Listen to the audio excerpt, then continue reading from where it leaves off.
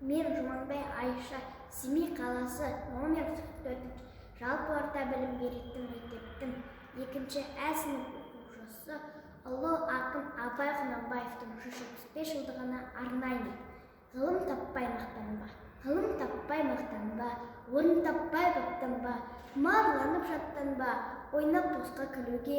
5 нәрсеге қашық бол, 5 нәрсеге асық бол, адам болам десеңіз, тілеуін өмір алдында, оған қайғы жетеңіз, өсек өтірік мақтаншақ, еріншек бекер мал шашпақ,